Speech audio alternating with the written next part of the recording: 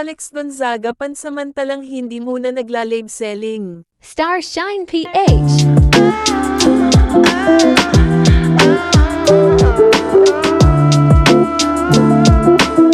Usap-usapan ngayon sa social media ang pansamantalang pagkawala ni Alex sa kanyang live selling.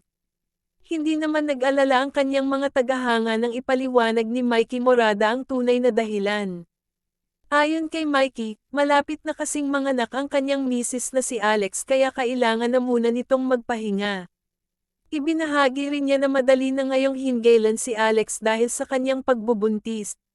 Dahil dito, sina Mikey, Uncle at JC muna ang humalili sa live selling.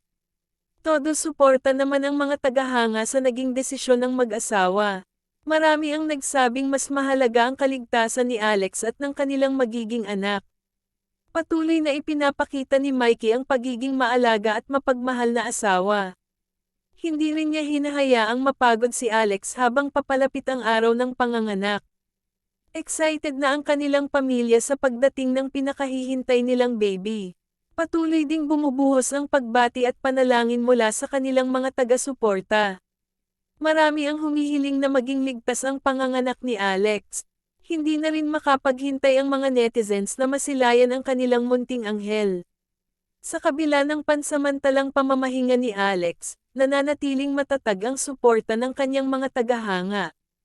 Tiyak na mas magiging masaya ang kanilang pamilya sa pagdating ng bagong yugto ng kanilang buhay.